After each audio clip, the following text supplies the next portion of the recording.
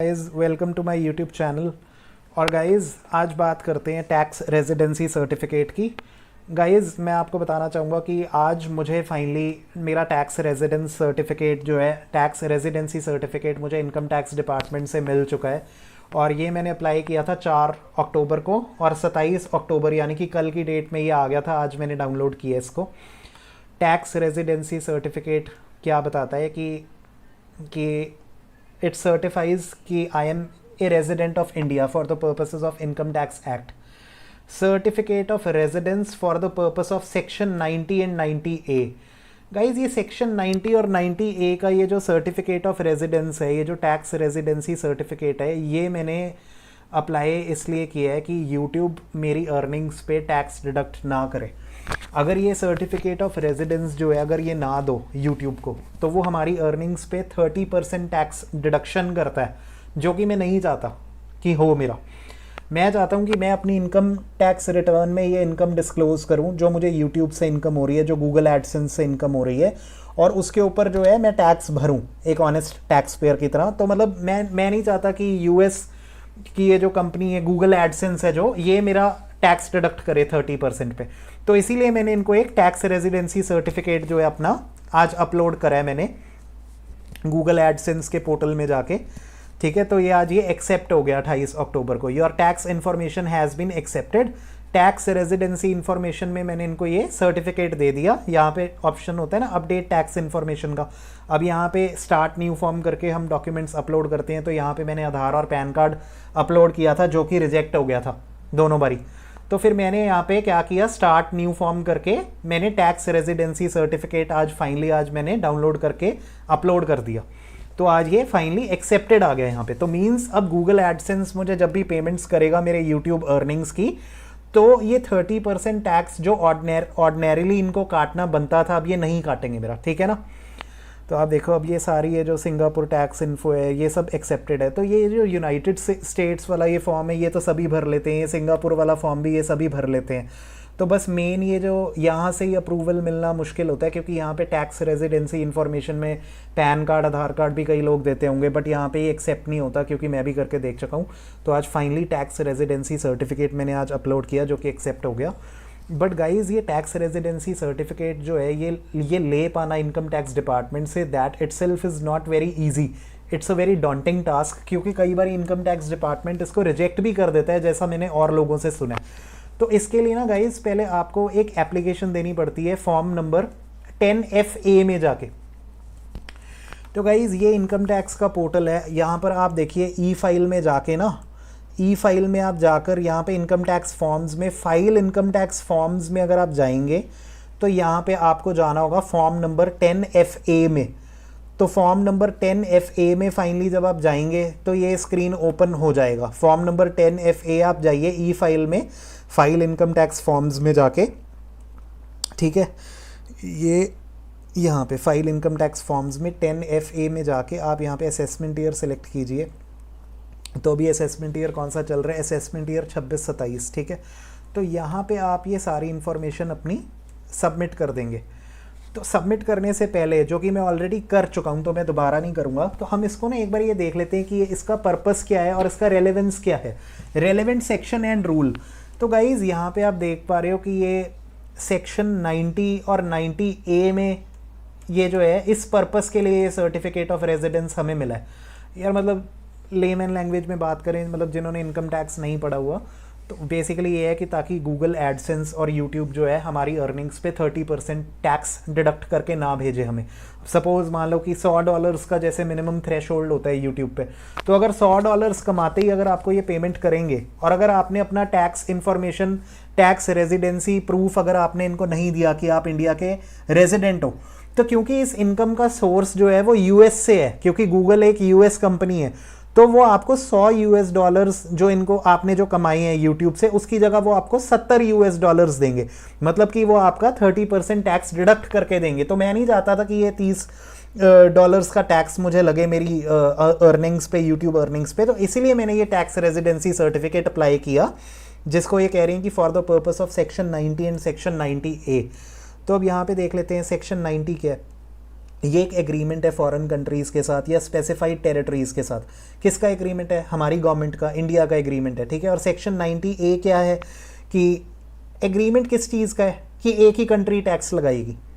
अब जैसे मैं इंडियन हूँ तो मैं इंडिया का रेजिडेंट हूँ, तो इंडियन गवर्नमेंट जो है वो कह रही है कि अगर किसी इंडियन ने यूएस से इनकम कमाई, अब जैसे इंडिया और यूएस की बात करते हैं, तो यूएस अगर हमें वो पेमेंट करती है कोई यूएस कंपनी, अब जैसे गूगल एडसेंस यानी कि यूट्यूब हमें पेमेंट करेगा, तो एक यूएस कंपनी हमें पेमेंट करेगी, तो एग्रीमेंट ये कहता है कि यार एक ही कंट्री टैक्स लगाए। और इस केस में हम क्या चाहते हैं कि हम इंडिया में ही टैक्स दें रिटर्न भर के, तो यूएस हमारे ऊपर टैक्स नहीं लगाएगा क्योंकि इनके बीच में एक डबल टैक्स अवॉइडेंस एग्रीमेंट हुआ हुआ है सेक्शन 90 में। हमारी गवर्नमेंट का और यूएस गवर्नमेंट का एक एग्रीमेंट हुआ हुआ है, ठीक है ना।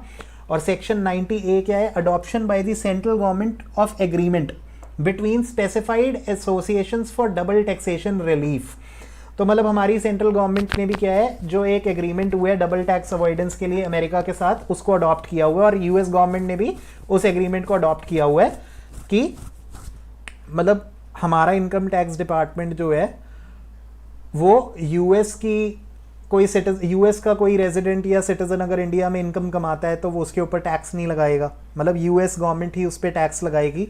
या फिर हमारा अगर इंडिया का कोई रेजिडेंट है, अगर यूएस से कोई इनकम कमाता है, यूएस के अगर source of income United States of America से है, जैसे ये यूट्यूब का जो सोर्स है, ये गूगल एडसेंस, ये गूगल क्या है, ये यूएस की कंपनी है, तो हमारा जो यूट्यूब से इनकम का जो सोर्स है indirectly it accrues from where, from the United States of America. तो यूएसए हमें टैक्स नहीं लगा पाएगा इस इनकम पे। अब क्योंकि मैंने टैक्स रेजिडेंसी सर्टिफिकेट अपलोड कर दी है यहाँ पे गूगल एडसेंस में, और क्योंकि इंडिया और अमेरिका में एक एग्रीमेंट हुआ हुआ है, डबल टैक्स अवॉइडेंस एग्रीमेंट जिसको बोलते हैं DTAA, ठीक है। तो मेरा आज ये एक्सेप्ट हो गया टैक्स इन्फॉर्मेशन फाइनली कि मैं यहाँ का रेजिडेंट हूँ। मैंने आपको बताया यहाँ पे पैन और आधार कार्ड एक्सेप्ट नहीं होता, ठीक है। कई लोगों ने मुझे सजेस्ट किया कि आप यहाँ पे पैन और आधार कार्ड डाल दो, नहीं एक्सेप्ट होता, ठीक है। तो यही यहाँ पे अप्रूवल लेना सबसे, ये जो यहाँ पे अपलोड करना ये सबसे डिफ़िकल्ट चीज़ होती है। मतलब डिफ़िकल्ट इसलिए होती है क्योंकि इनकम टैक्स डिपार्टमेंट से पहले ये ले पाना ये आसान नहीं होता। तो मैंने आपको बता दिया, इनकम टैक्स फाइल में इनकम टैक्स फॉर्म्स में जाके फॉर्म 10FA में अपने पर्टिकुलर सबमिट कीजिए। अब इसको देख लेते हैं कि इसमें क्या क्या भरना होता है। यहाँ पे अभी ये कंटिन्यू करके प्रोसीड कर लो।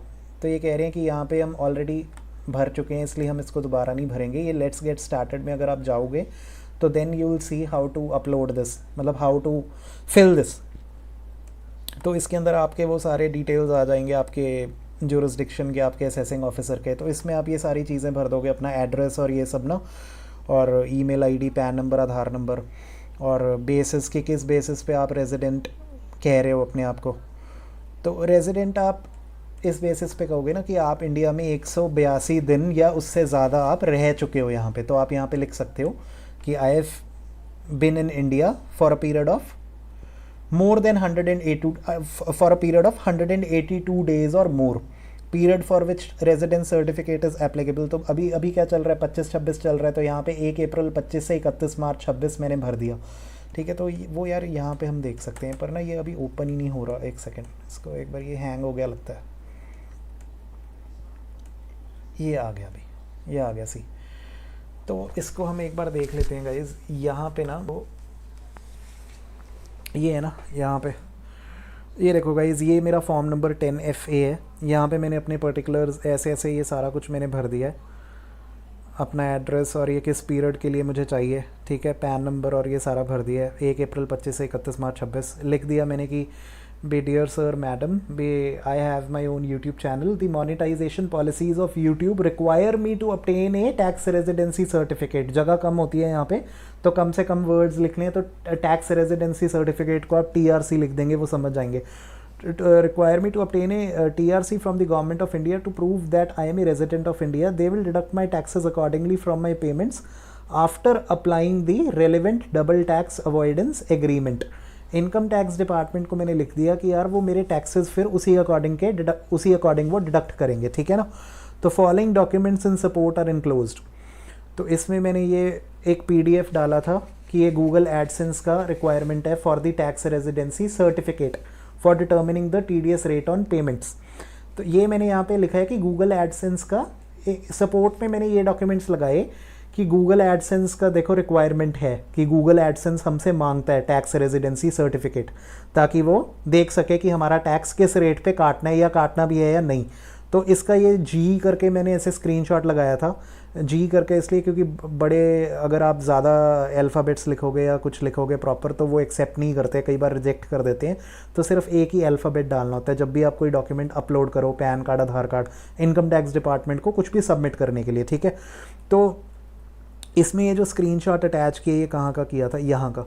यहाँ पे ये जब अपडेट टैक्स इन्फॉर्मेशन में जब ये स्टार्ट न्यू फॉर्म आता है ना, तो यहाँ पे वो टैक्स रेजिडेंसी सर्टिफिकेट मांगता है, तो उसका एक स्क्रीनशॉट लेके ना मैंने उसके अंदर अटैच कर दिया था यहाँ पे कि ये ऐसे मांग रहा है। आई थिंक वो मेरे पास पड़ा होगा मेरे सिस्टम में, क्योंकि मैंने जी लिखा हुआ है। मैं एक मिनट देख ही लेता हूँ। जी ये देखो, ये गूगल एडसेंस रिक्वायरमेंट का ये एक मैंने ऐसे इनको एक ना स्क्रीनशॉट दे दिया था इनकम टैक्स डिपार्टमेंट को फॉर्म 10FA भरते समय, ताकि जो इनकम टैक्स ऑफिसर है उसको समझ में आ जाए कि यार ये गूगल मेरे से ऐसे मांग रहा है। ये देखो गूगल एडसेंस में ये टैक्स रेजिडेंसी का ये प्रूफ मांग रहा है ना, ये टैक्स भी सबमिट दी मिसिंग डॉक्यूमेंट्स।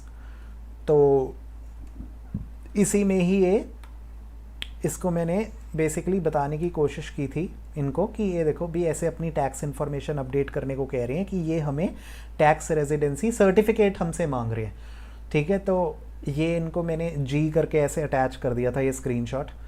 तो आई होप गाइज कि आपको समझ आ रहा है कि हमें इनकम टैक्स डिपार्टमेंट को बताना होता है कि हम फॉर्म 10FA में हम फॉर्म 10FB की एप्लीकेशन क्यों दे रहे हैं, भी हमें क्यों चाहिए टैक्स रेजिडेंसी सर्टिफिकेट। ऐसे नहीं देता किसी को भी, वो आपसे रीज़न मांगेंगे। जैसे ये लिखा हुआ ना, purposes of obtaining A tax residency certificate, जो कि फिर मैंने यहाँ पे आपको दिखाई दिया कि मैंने लिख दिया है कि यार मेरे को यूट्यूब को देना है ये, तो मेरा चैनल है तो मोनेटाइजेशन पॉलिसीज़ मांगती हैं उनकी गूगल एडसेंस की भी, ताकि मैं प्रूव कर सकूँ कि मैं इंडिया का रेजिडेंट हूँ, ताकि वो मेरा टैक्स उसी के अकॉर्डिंग काटें या फिर ना भी काटें, ठीक है।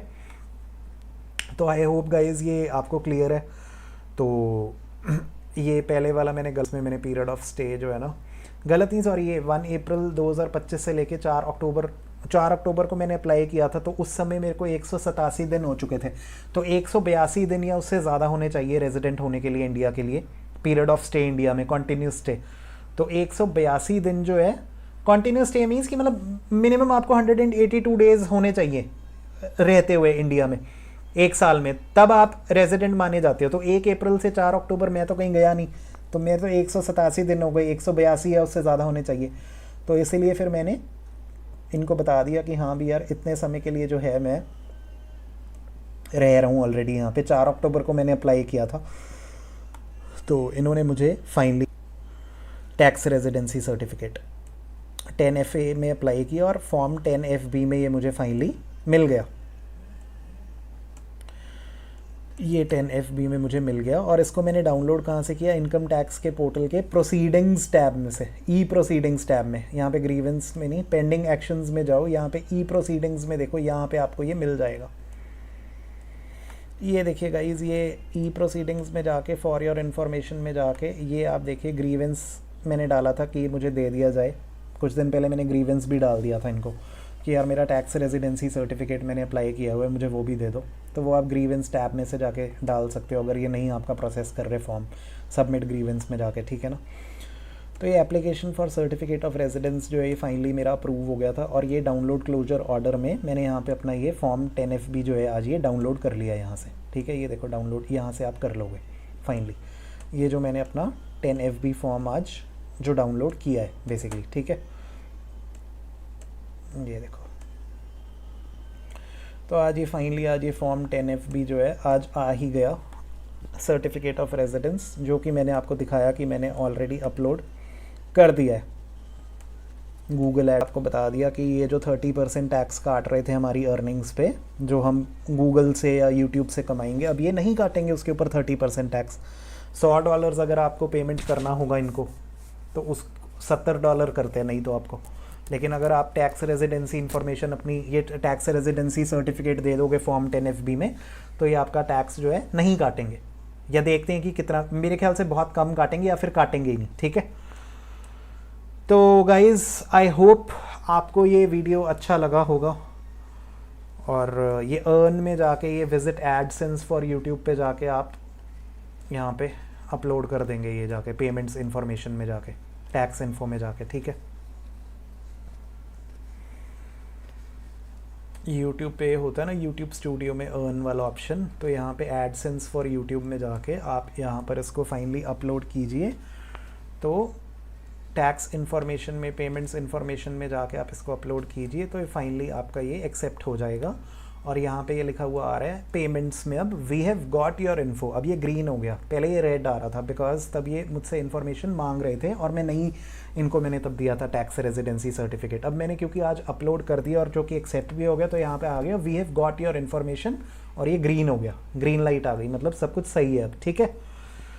तो गाइज़ आई होप आपको मेरा वीडियो अच्छा लगा होगा, और अगर आपको ऐसे वीडियोस अच्छे लगते हैं तो आप ज़रूर मेरे चैनल को लाइक कीजिए, कमेंट कीजिए मेरे चैनल पे, और सब्सक्राइब कीजिए मेरे चैनल को, press the bell icon for notifications, और ऐसे ही और ज़्यादा इंफॉर्मेटिव वीडियोस के साथ हम आगे बढ़ते रहेंगे।